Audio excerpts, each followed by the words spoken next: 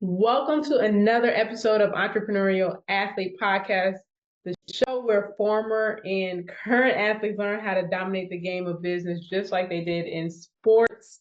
I am your host, Phylesha, and I'm a former D1 basketball player turned business owner where I specialize in helping other business owners save time and increase revenue with tailored AI marketing systems. And y'all, today I have a special guest here with me. I have my husband. Welcome to the podcast. His name is Marcus, y'all. First time on the show. So this is a special one. Some of these stories I'm familiar with, but let's just dig deeper into your sports background, and then we'll talk business like we always do. All right, let's see if I can uncover something you don't know about me. All right. So I always ask my guests this one question. So when you think back to your time as an athlete, what's one lesson or mindset shift from sports that you still apply to business today? hmm Um, so the one thing that typically comes to mind that I think I've applied nonstop ever since being an athlete is the concept of consistent self-improvement within my craft.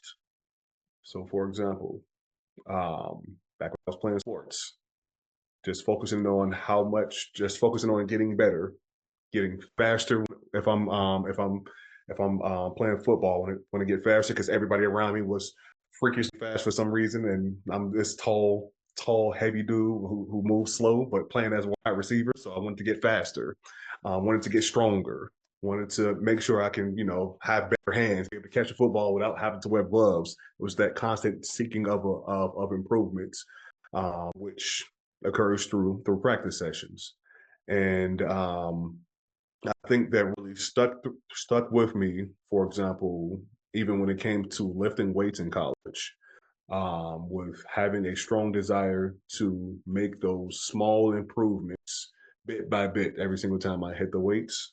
Whereas every time I felt myself hitting a new record in my head, I would like level up, or I would look at the weights like, oh, some punk weights now. They're beneath me, those peon weights and so forth. And I've applied those eventually to the same concept when it comes to business ownership, where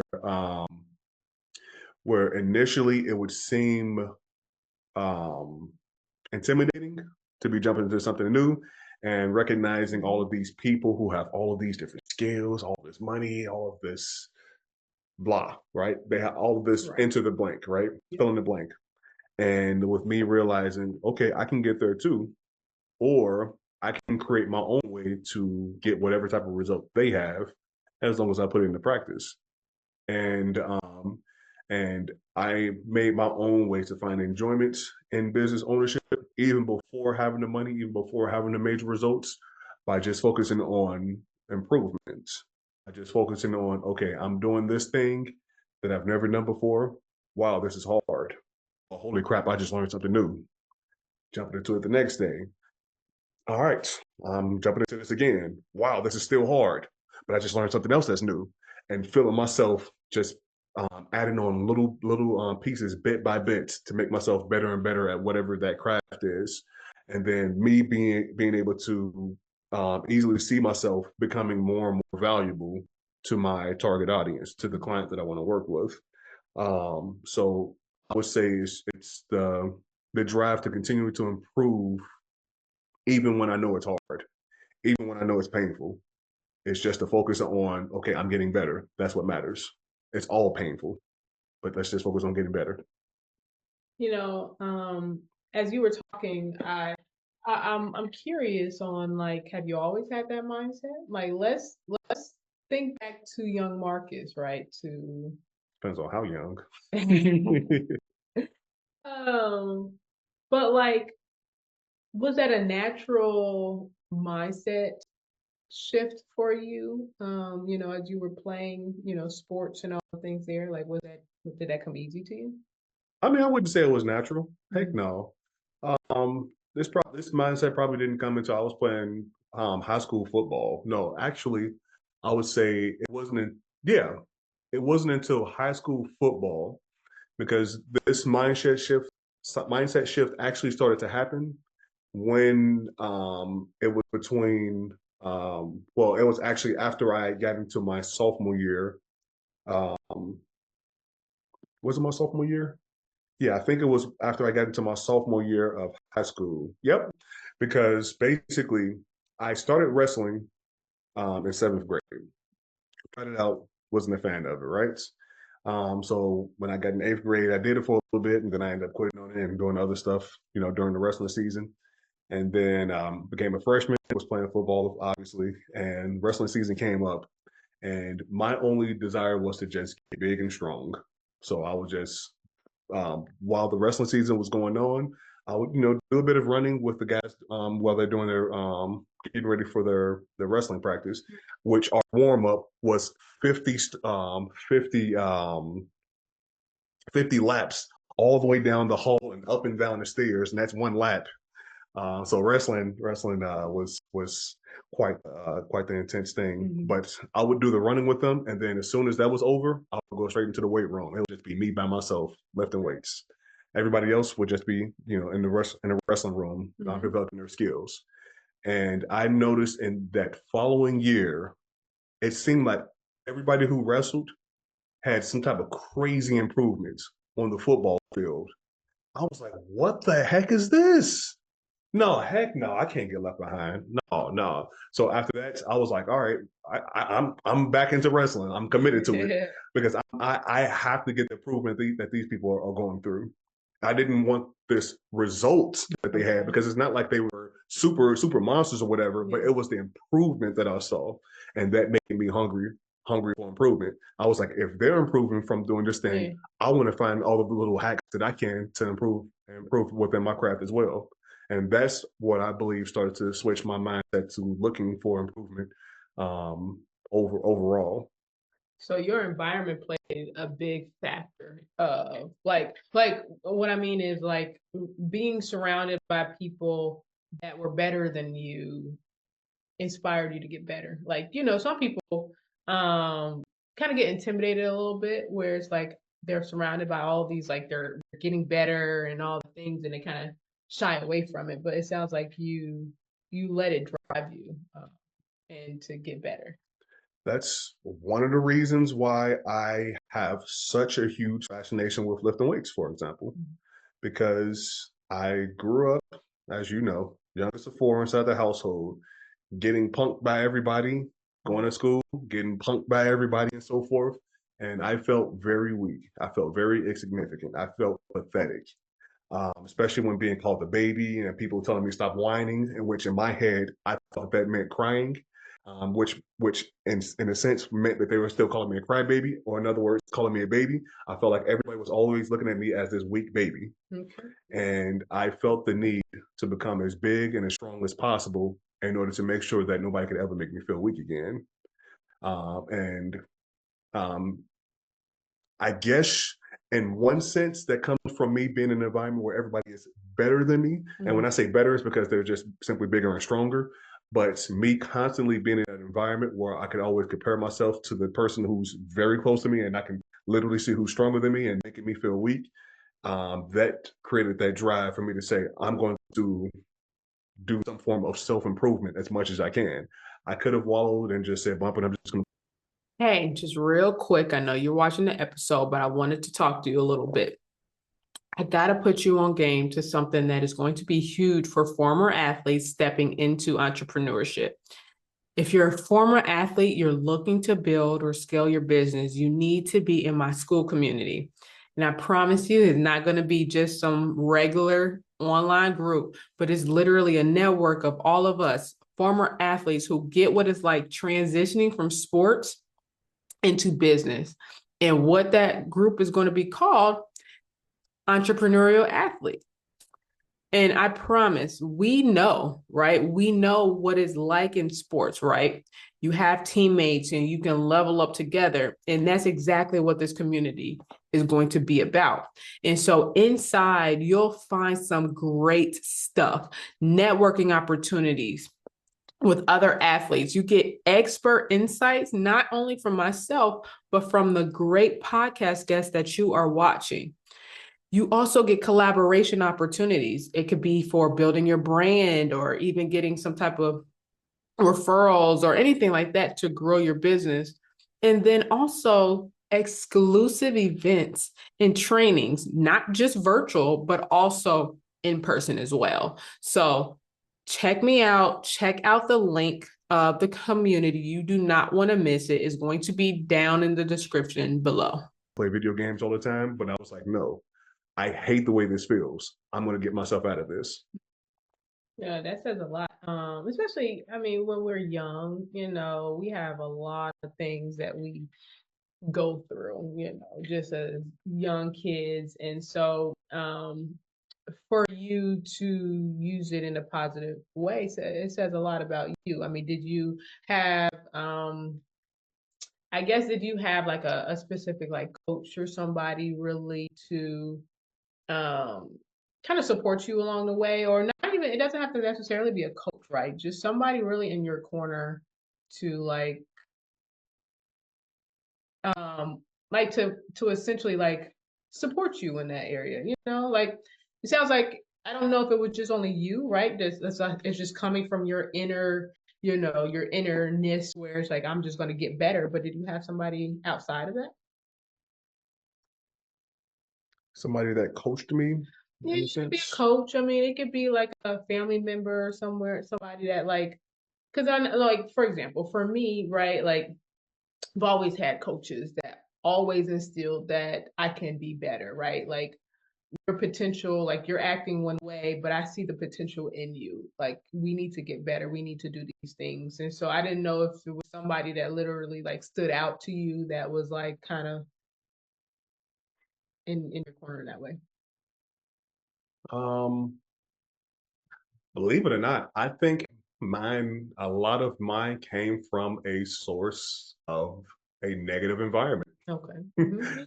um, I'm trying. I feel like there has to be somebody that that pushed me to be better. Mm-hmm. I just can't think of it, and I think maybe it's because my mind was so deeply enveloped in all of the negativity that was around me, Mm-hmm. and it always drove me to get myself into a better place, unintentionally. It's not like I was like, oh, I want to get out of the city, or I want to find better friend groups or anything like that. It was much more of, okay, these people are making me feel this way, so as a result, I'm going to make myself become the type of person that they can't say these things about.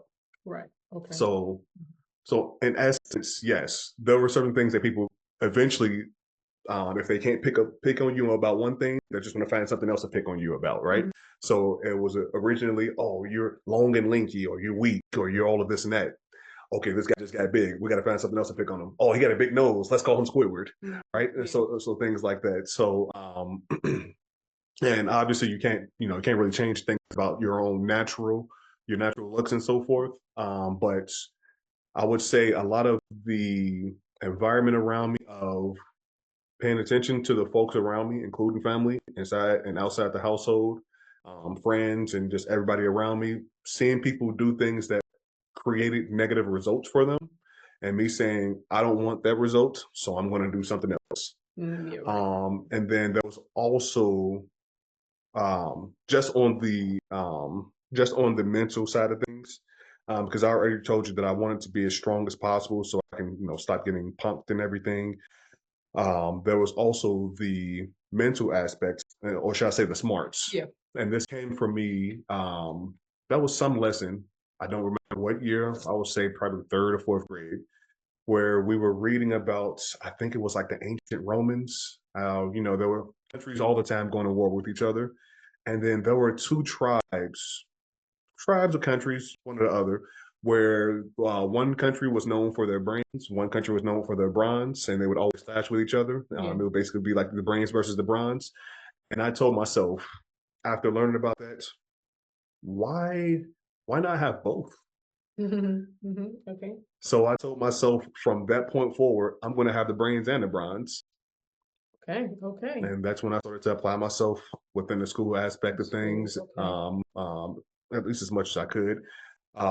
It's not like I was having terrible grades or anything like that. It's just, I guess I just had a switch and probably was at a point where I was consistently getting A's and B's after that point, right? Mm-hmm. And then, of course, the bronze had to wait until I got to a point where I was able to lift weights. But before then, I would do push-ups and sit-ups.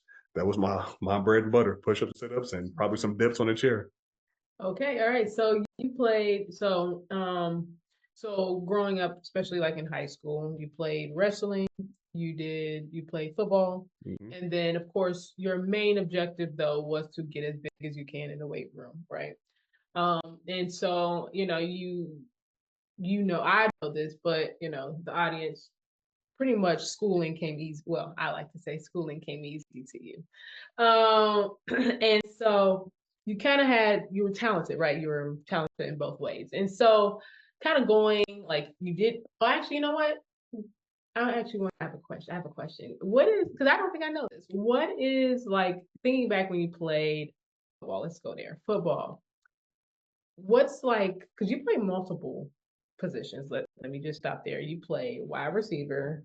What other sports positions did you play? Running back? Defensive Or, end, what's the anyways? tight end. Okay, I know tight end. Yeah, yeah. I was a long snapper for whenever we did field goals and punts, and I was on special teams. Okay, so you did everything. So I was on the field. So by the time I Okay, was in my sophomore or junior year, I would be in the game for basically 100% of the game. gosh. And fun fact, y'all, I'm sorry, I think this is a crazy fact. He never drank water during the game. I don't know how you play a whole football game and not drink an ounce of water. But anyways, You're in the zone. anyway, um, so okay, so you literally did everything. So can you think back of like just like the craziest like football game? It could be literally like maybe you just score like 5 touchdowns, or I mean you got a crazy interception. I don't know. Is offensive end on defense? Okay. It's cool because I don't know basketball. It's cool because I don't know basketball. Believe it or not, so I'll say this: defensive end, you're on the line. Okay. So you have the line, in the middle or Yeah. whatever. The defensive end is the guy right on the outside of the Okay. line. Yep. And strangely enough, I did technically almost have an interception when I played football one time. Because basically they were doing one of those little trick plays where they step back and then they throw it directly to the side, to the wide receiver or the running back and so forth. And the guy threw it directly in my direction because I'm the defensive end, so I run toward the outside. That's basically in the direction where he's throwing. Yeah. He throws the ball, and I reach my hand up there and I catch the ball, and then I freaking dropped it, and I was just like, I could have grabbed that and took it home. Yeah, speaking retrospectively, but I would say the craziest moments, or I'll say my proudest moment, believe it or not, is when we were actually getting blown out. Okay. This was actually the last game of my whole football career. Um, and so we were getting blown out. The score was probably like 40-0. Those, believe me, those suburb kids, they, let's be real. So a lot of them have, a much better Yeah, resources and everything. They have multiple coaches. They have multiple defense coaches, multiple offense coaches. They have probably nutrition coaches, weightlifting coaches, and everything. Yeah. A lot of our stuff, we were just self-taught with a lot of the stuff that we were Yep. doing. So yeah, we were getting blown out by one of them, and this because we were in the playoffs, and in my head, I was thinking, well, it's not like we're gonna win this game, but let's continue to play our hearts out. Let's continue to just play the game and have fun. And with me having that mindset, I ended up having this crazy play where I got a bunch of yards, on the wide receiver side of things. People were going crazy on our side, like, oh, what the heck, what the heck? And then literally the play after that ended up getting a touchdown, and then I got the 2-point conversion as well. And so even though we got blown out, I was kind of like that one of the heroes of the game and so forth, just because I was the only one that got any points for our team. And that was simply because where I know that most people were probably like, man, I don't even want to play anymore. They probably weren't playing hard. Yeah. I was just like, no, I'm gonna continue running as hard as I can, even though I'm losing. And I think that's an extremely important lesson for people, no matter where they are in life. Even if you feel like you're losing, just continue to play hard and have fun playing a game, because that's what life is anyway. That's at least that's how I picture it. We're all just playing a game, so just play it to your heart's content. Man, well, listen, I will say I mean, I think it says a lot though that you definitely took, well, you still do, but back then, you kind of take the high road for the most part from what you have shared with us, when it comes to just playing and all the things like that, because as you were talking, it made me think of stories or think back of when I got blown out, and I'm like, oh man, we got 1 minute left. I'm just gonna say it right over. Coach, take me out. I'm ready to go. But you have those moments sometimes, and so, but okay, I like that. I really do. So now let's skip a little bit. So, you did not play college ball, correct? Heck no, I didn't have the confidence that I'd be able to do it and do engineering at the same time. Okay. This was a self-esteem type of issue. Yeah, yeah. And so, and I mean, in hindsight, do you feel well? Actually, let's dive deeper into that. In hindsight, do you wish that you played college ball or at least tried out or something like that? Um, I'm not going to say that I wish that I tried it out, Mhm.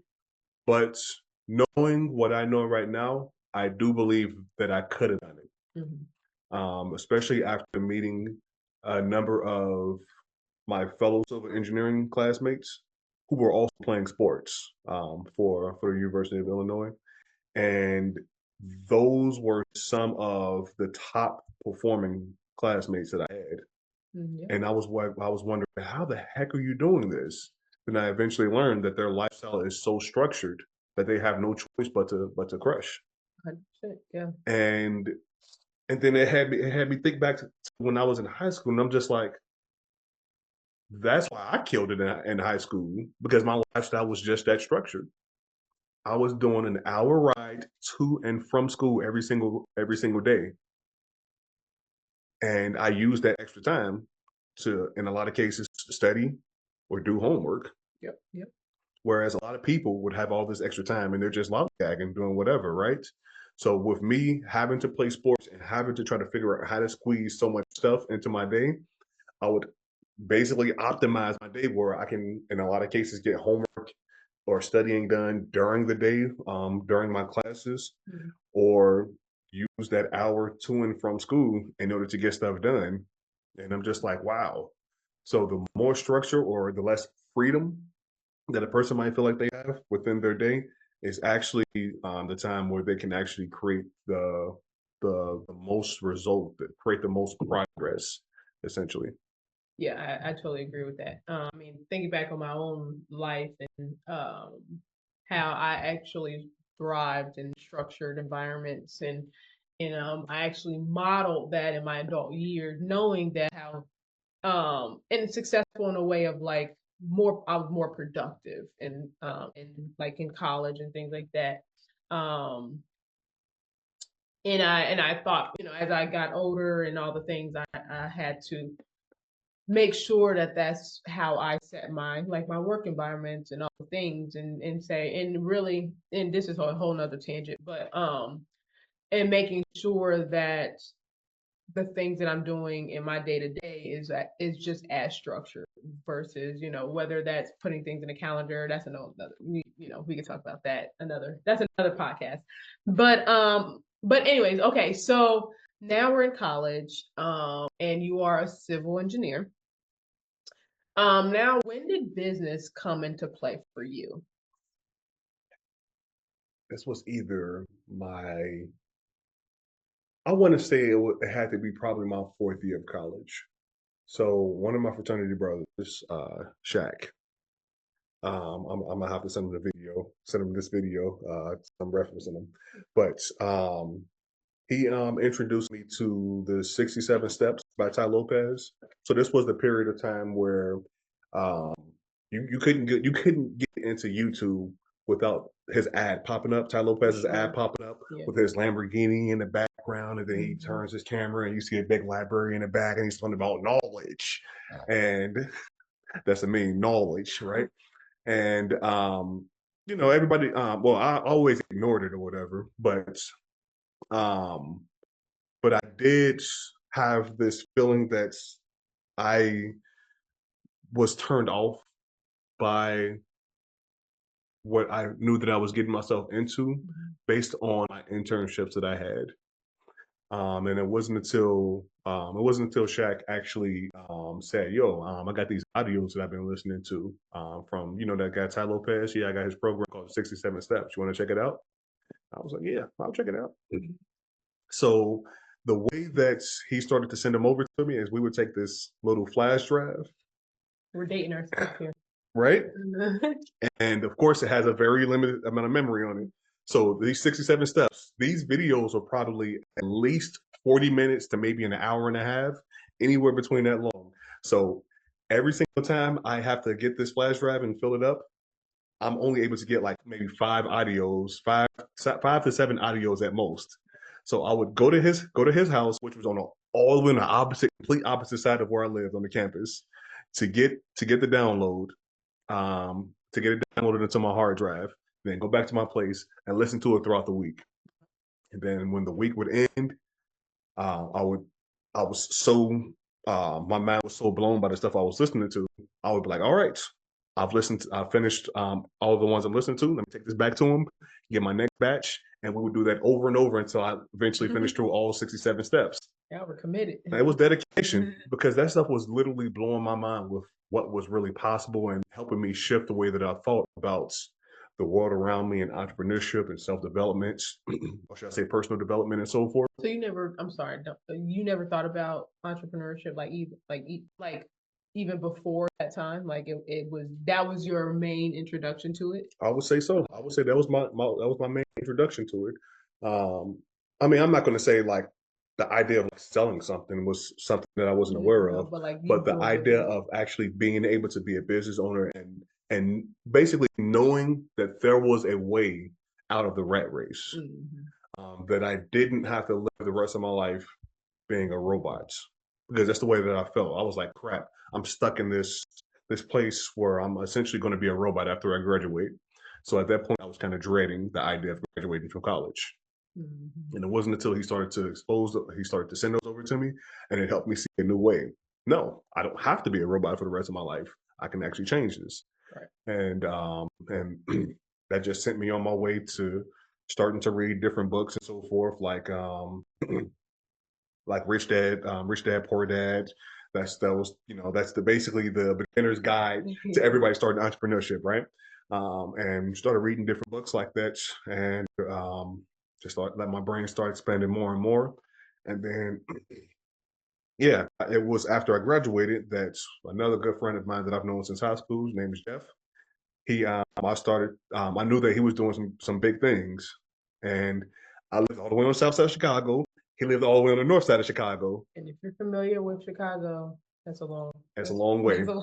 So what did I do? So during my weekends, I would take the train, ride all the way up to his crib on the north side, so I could be able to chop it up with him, learn some stuff from him, and that was my actual first dive into creating income outside of my job, which was through purchasing a car and renting it out on a site called Hire Car. And that was that was a lot of lessons learned from that experience. Of course, as you know, a lot of potentially expensive lessons, but it was all worth it at the end of the day. Got a car stolen a couple of times. Only twice.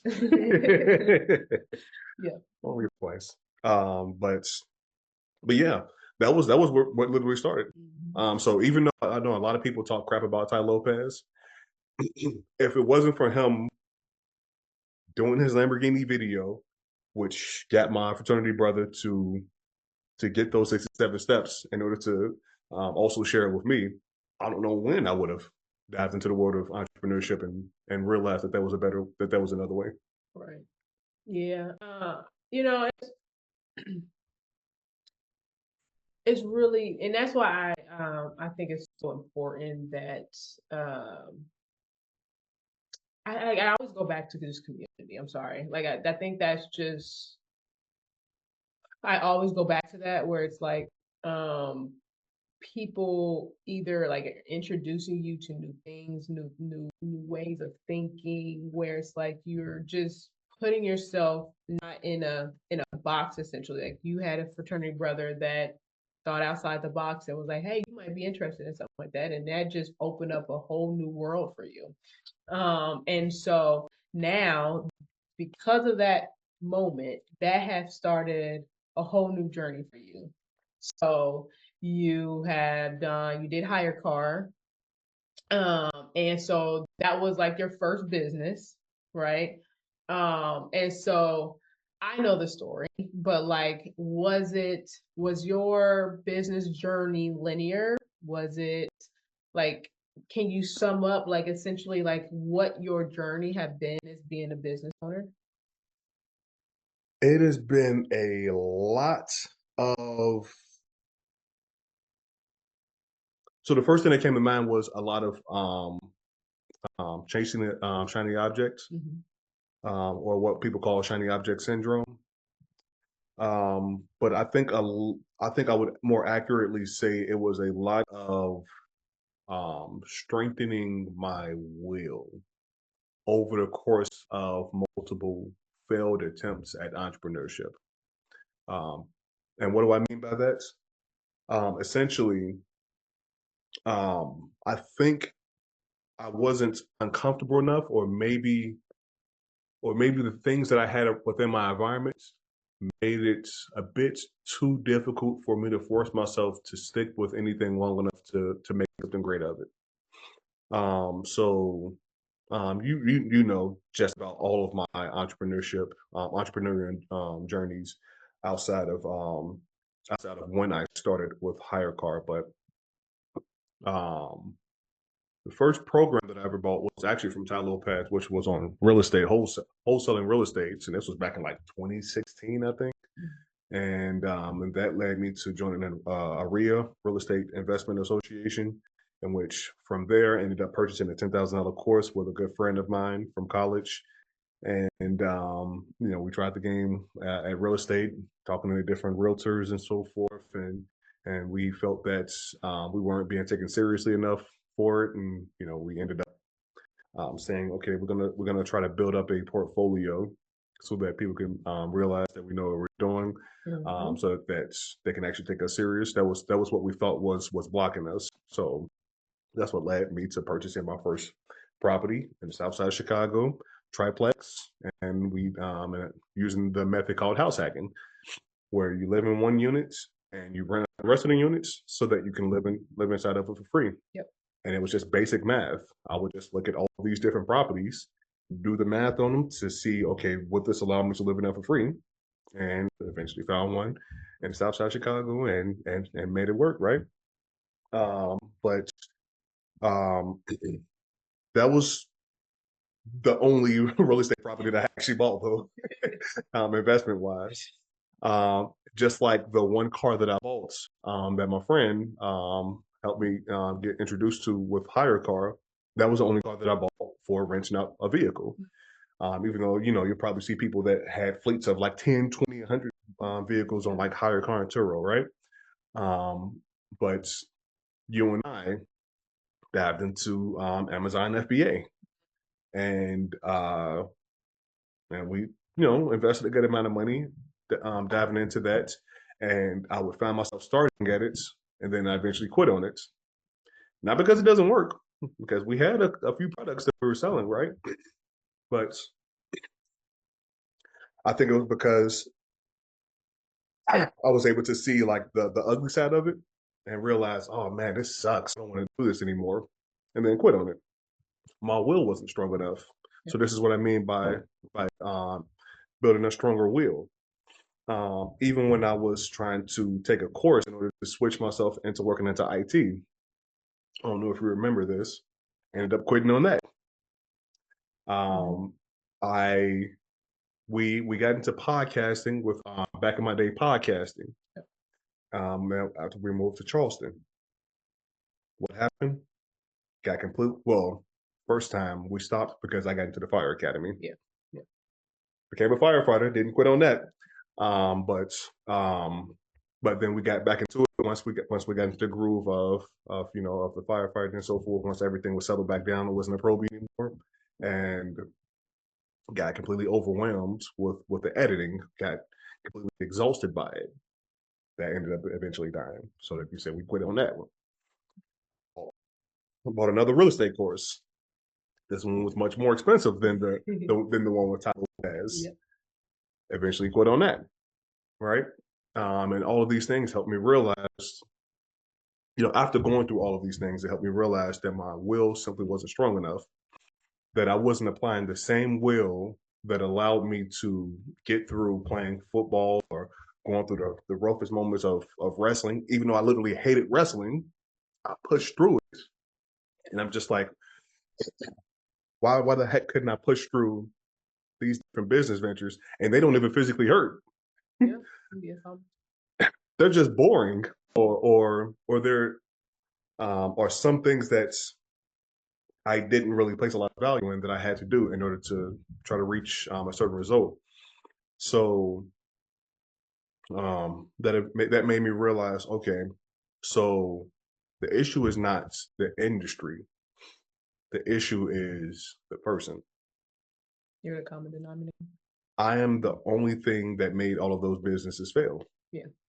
That was literally every single business that we did, every single business venture that I got into could have done something that would have changed my life or changed our finances, put it like that. And I think those are all necessary to go through for me to be able to strengthen myself bit by bit. So just like how going to the gym, in order to get stronger, you have to lift to what? You have to lift to failure. Yep. You have to fail to get stronger. So I had to go through those business failures in order to make myself a much stronger business owner so that I could eventually find myself into the one business model. Doesn't matter what the business model ended up being, but as long as the right person gets into that business model, they can take that and run with it and make it go great. It can become great, right? And that's where we are right now with the current business venture. Yeah. There are certain things that I don't like about it. Certain things like I still hate the idea of marketing and so forth. So what did I do? I didn't say, okay, I guess I'll just quit because I don't want to do marketing. I said, no, I will figure out, I will use my engineering brain, I will use my creativity to figure out how to create a system that makes marketing work for me. Absolutely. So that I don't have to do a lot of the typical routes of marketing. Door knocking, cold calls, random DMs, and creating catchy videos on Instagram, Facebook, LinkedIn, and all of that, right? To try to capture people's attention. But I created my own way of marketing through what Alex Hormozi calls lead getters. And that was simply because, one, I went through enough failures to realize, once again, it's not about the business industry. It's not about the business model. It's about the person. And as long as I can figure out how to make this thing work, I'm good to go. And if it wasn't for those failures, I don't think I would have allowed my brain to push past the pain enough to figure out how to make the things I didn't like work out within my business. Yep. And I think everything is you went through everything for a reason, right? Like I think you might have mentioned this, but it was literally like a stair step, like even though we call them failures, but you've learned a lesson in each one of those business ventures, and then literally you were taking a step up, going closer to, you're building closer to what you're meant to do and what you're meant to be. And so as you were building those businesses, right, where you kept it, like you mentioned, you would do it, you would drop it, you would do it, you would drop it, right? But what was Something worse than football. excuse us, y'all, we are getting over a little a cold, but what was the deciding factor? Like, when was that moment? Was it like just one, like you just woke up one moment and you were like, I need to stick with it? Or was there like a book that you read, somebody that you got connected with that helped you transform your mind? Like, what was it that helped you stick with something versus, dropping it once the moment that you just didn't like it? It would honestly, contrary to what a lot of people believe, it was after we got into network marketing. Mm-hmm.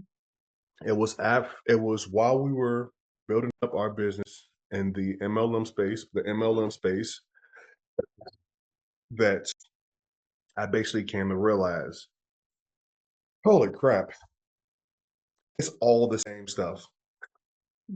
It is literally all the same, no matter the freaking business industry. You all have to create some type of products that somebody desires. We all have to spend some crazy amount of time getting the word out, or in other words, making other people become aware about this thing that we have in order to hopefully create sales for it. And the only thing blocking us from being able to make it happen is just to continue to push out as much as we can some type of system that gets more and more people knowing about what we have. And once I realized that, and that was because of, going through all of the cold calls of real estate and so forth. And I'm just like, hey, network marketing, I'm just doing the same thing, except I'm not calling people who are cussing me out to sell their house. I'm just having conversations with strangers and playing, what they call the numbers game. So I was like, okay, if it's all the same, then I just got to continue to push past it and just keep it going and find out how to make my biggest strengths flourish with no matter what industry I'm in.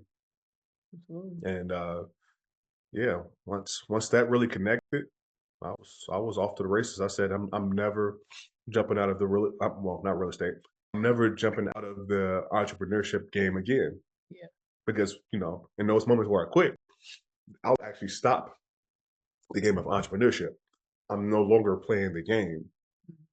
The game is not about winning. The game is about just simply playing it. Right. Just like when I was playing football. The only time I ever enjoyed football is when I was playing it. I still to this day cannot watch a single sport and actually find joy in it.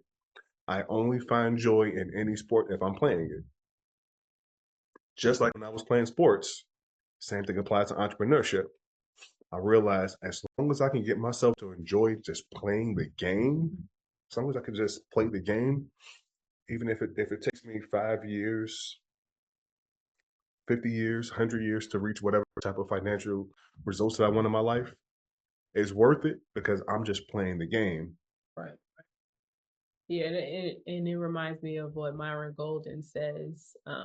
Hopefully I don't butcher this, but he always says to just enjoy the process. Like, if you, and what that process is like literally building your business. So like, I know for me, for example, you sometimes, get caught up with whatever the goal is. It could be freedom, it could be a house, it could be a car, if it's material things, whatever it is, whatever the goal is, you kind of get fixated in that.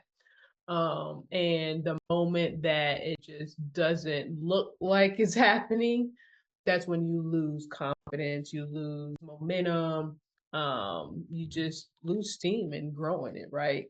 But Myra Golden talks about how you, like, it's great to have those goals, but just focus on the journey.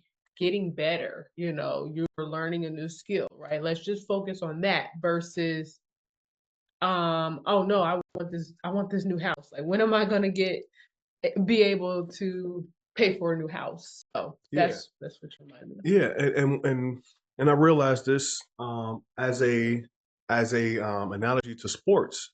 There's no use in simply focusing on the long term goal at the end of the day, because if that was the case, people only did something just so they can try to get to some type of result as quickly as possible. People wouldn't be playing sports, Yeah, because in reality, sports is probably the longest game that you play before you get to the financial results. absolutely.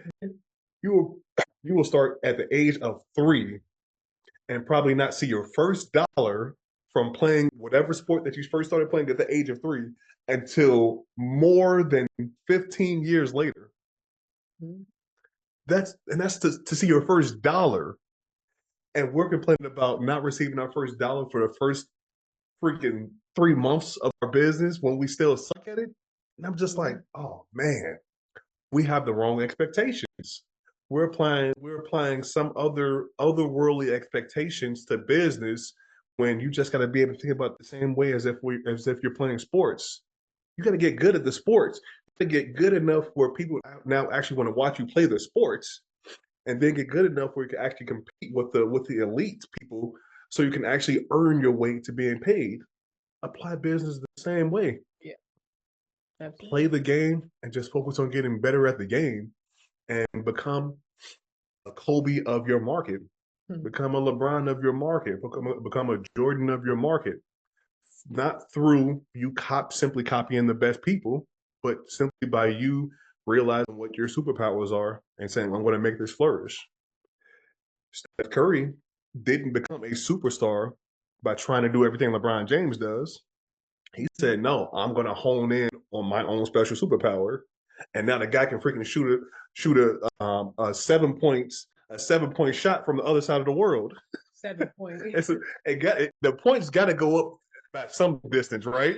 If you shoot the ball from outside of the court, you got to add at least 1 point at that point. Make it a 4 point shot or something. Right. So you got to figure out what are your superpowers that you can be able to bring into that specific market. And you don't always know that right in the beginning, Right. Yep. right?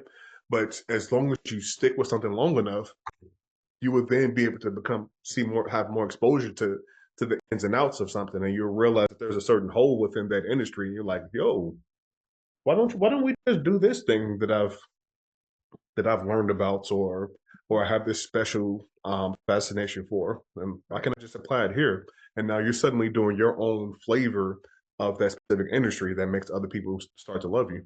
Right. So you're saying basically, like if you have, I'm gonna piece off of your kind of superpower a little bit, but if you're really good in Excel sheets, right, doing these like really good Excel sheets or whatever the case may be, like graphics, and all the things in Excel, and you find yourself, you might be working with real estate agents, and you notice like they don't pull reporting, like whatever, like they don't do something in Excel that will help them resolve a problem for them. So you're saying is, if you are working with real estate agents, just kind of figure out, one, like what problem they have, and then maybe there's like an opportunity where you can then take your superpower of being like, this master Excel sheet guru, and see how you can apply it and solve that problem essentially. Yeah. Realize that there's something that's very inefficient with the way people are doing things, and you can create a tool for people within that industry to solve it. And that's just one example. Another example, even if you don't even have, the engineering brain, like I have, and so forth, the engineering background, shall I say, you can literally just be an extremely hardworking person. You can just be the type of person that just sees something and you just freaking Yeah. crack down at it. Okay, then that means that you can jump into this industry and you can probably make 300 calls a day, while most people are probably making 40 to 50 calls a day, Mhm. just because of that specific superpower that you have.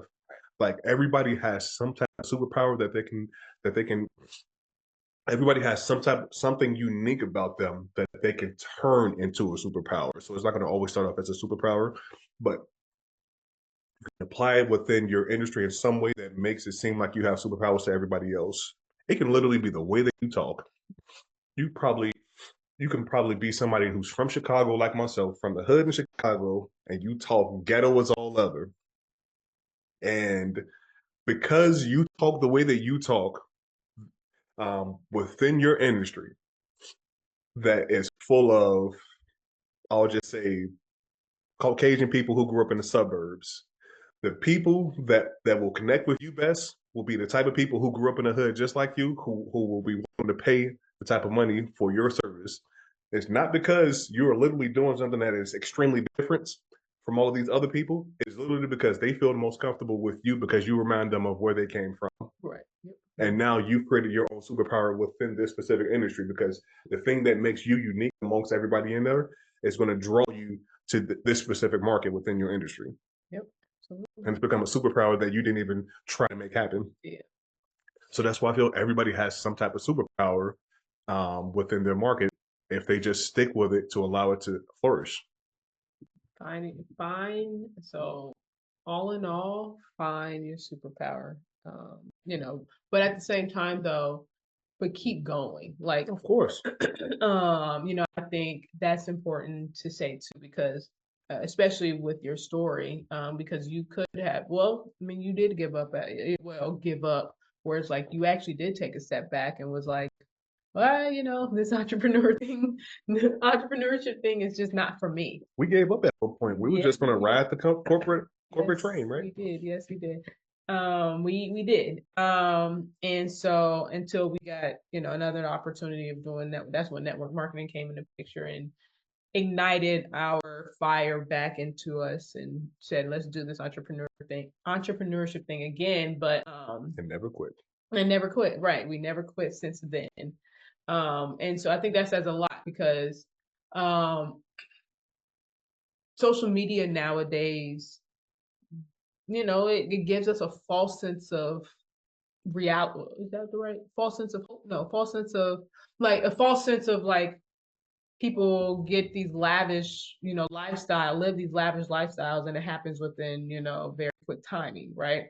And so I think that's when, when things don't happen quick enough, people do quit, or be like, oh, it's not. I'm not saying that's what happened with you personally, but that a lot of people do think that way though. And so I do want to just kind of circle that and say, just keep going, right? Because just because it didn't work out in A, B, C, D, business does not mean the E business will not work out. So just keep going, and you will then, as you look back on those failed opportunities, those failed businesses, take those as lessons, and think on how you can improve in business E. So kind of wrapping up here. Um, is there something like a quick tip or anything to the former athletes or the current athletes out there that want to build something in their business? They want to build a business. Like, what is it that they can take away from this podcast, from your story, that they can apply to their life? Mm-hmm. So I didn't necessarily mention this, but I'll say what I believe is the biggest hack to anybody flourishing within the world of entrepreneurship. I'll say flourishing in any endeavor that they have is going to be from community. This is the reason why Silicon Valley is Silicon Valley. It's not because there are businesses over there that make tons of money. It's because they have the type of environments that allows people to be in this community that makes you want to put your head down and go to work. You're not in there because you see all of these people making all of this money. You're like, oh wow, this inspires me to go out there and make crazy thing happen. No, it's because you literally see Bob over here next to you inside of your little WeWorks office going to work building something amazing. You see the next Bill Gates over his desk, a few desks away, going hard at work, making something happen. So that makes you go into a mode to say, okay, I'm going to go down and make something happen as well. It's literally just like going into a gym. If for the person who hates going into the gym, if you walk into that gym, you're not going to go inside there and not work out in some way or another. You're going to at least stretch, hop on a treadmill or something, which you would not have done if you just stayed at home. So that's why I say the environment, or should I say the community, is everything, whether or not you are directly communicating with those people. If you put yourself into some type of environment where people are moving in a certain type of direction that is in the direction where you want to go, whether it is in sports, you see that people are playing some type of sport, you go to where the people playing the sport are because that gets you into the mood to get better at it. If you want to build a business of any type, you don't even have to be working on the same type of business. If you put yourself into the environment where people are asking each other questions, people are collaborating, maybe people are partnering up, people are just sharing lessons that they learned, that environment keeps you driven, keeps you wanting to keep going. Because at the end of the day, every person is in their own basketball court shooting away like Kobe at 4 a.m. in the morning. So if you can find a thing that makes you do the same exact thing to make you keep shooting, um, then you can't be stopped. Because all the people that we see, like you were saying on Instagram, that we see flashing this super nice car, super nice house, and all of that, we see what they have right now, but we didn't see them shooting in a gym for all of those years before. Yeah. So if you know that they got there because they were simply shooting in a gym, just go in there and shooting. Just go to your own gym and keep shooting, and find your community that's going to be shooting with you. You were dropping gems, I see. I can't help it. All right. Well, one, thank you for jumping on the pod. It's very interesting having my husband here on the pod. I was a little nervous, if I'm being honest, when I got started. I don't know why. I don't know why. I'm not nervous with my other guests. So, but with you, I guess you still make me nervous. I don't know. Y'all see her blushing? So yeah, you might see that on the camera if you're watching on YouTube. But anyways, but yeah, so thank you. Yeah, thank you again for jumping on. I really did like the conversation. I actually learned a little bit about you in the beginning of what your favorite sports moment was. I didn't know that about you. But anyways, so but before we wrap it up, is there? I know you're not really on social media, but if actually we didn't even say this, that you are a bookkeeper. I think you're more than a bookkeeper though. Oh yeah. You are a strategist. Tax strategist. Yeah. Yeah. So for anyone that wants to work with you, know more about you, how do they get in contact with you? They can just hit me up in my email. Email? Okay. So I'll make sure to put that in the msanders.finance@gmail.com. Okay. All right. We can chat it out and we can see what I can do for you. I can get your books cleaned up so that you can get into your next tax season, or just go through the rest of this year, making sure that your finances are in the right place and that you are doing everything that you can um, to reduce your tax liability, and perhaps implement a couple of strategies that are going to help you break past that barrier so you can start to actually make more money for your business. Absolutely. Okay. And I'll make sure to put that in the description. So back to you all, the audience, if y'all got anything from this episode, which I know you did, and he was spitting a lot of bars, just give us a like, subscribe to the channel, and comment down below. I would love to have a conversation with you in the comments on just anything you took away from this episode. And so also, if share this episode with other like-minded people, other athletes, former athletes that either are starting a business or in business. that would benefit from this conversation. But I think that wraps it up in this episode. So check you all in the next episode. Peace out.